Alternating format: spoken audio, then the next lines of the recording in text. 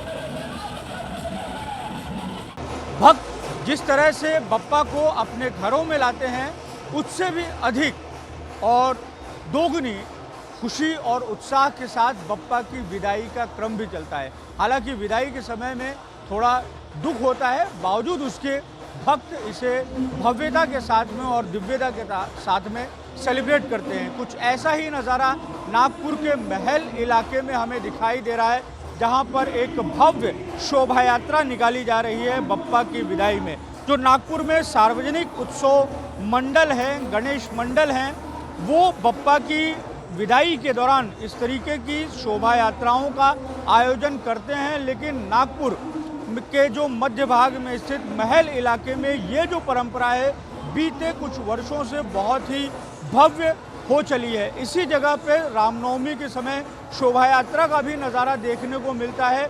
अब जब बप्पा की विदाई की जा रही है, उसका भी यहाँ पर भव्य और दिव्य नज़ारा दिखाई दे रहा है। जब बप्पा का स्वागत किया गया था, उस समय में भी यहाँ पर भव्य माहौल हमें दिखाई दिया था। बड़ी संख्या में भक्तों की मौजूदगी थी।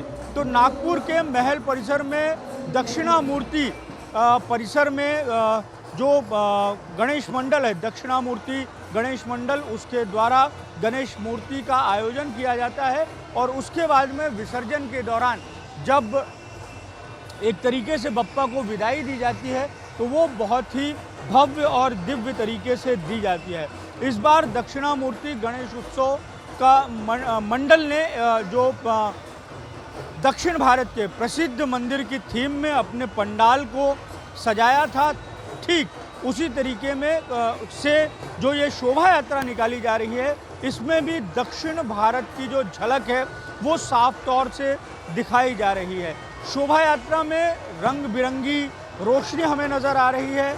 उसके साथ में ही ढोल ताशा पथक, जो नागपुर की एक तरीके से सांस्कृतिक पहचान है, वो दिखाई दे रहा है। इसके साथ में पंजाब का जो बैंड है, या पंजाब की जो एक तरीके से शारीरिक कलाबाजी के प्रदर्शन का जो एक वृहद इतिहास है, उसकी भी झलक हमें यहाँ पर दिखाई दे रही है।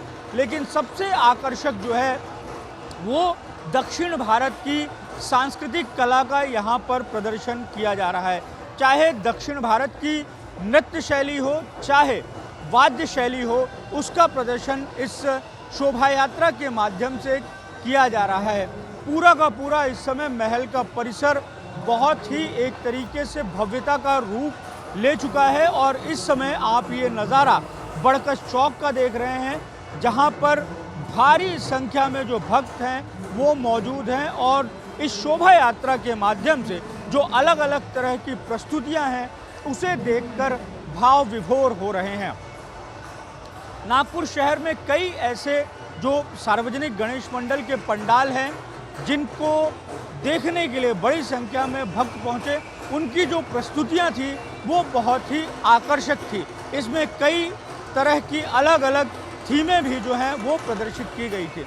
लेकिन दक्षिणामूर्ति गणेश उत्सव मंडल ने जो अपनी प्रस्तुति दी थी वो बेहद खास थी और दक्षिण भारत की झलक इसमें दिखाई दे रही है। जिस तरीके से इस मंडल ने न केवल गणपति बप्पा का आगमन भव्यता के साथ में किया था, ठीक उसी तरीके से अब उनकी विदाई भी इस रूप में की जा रही है।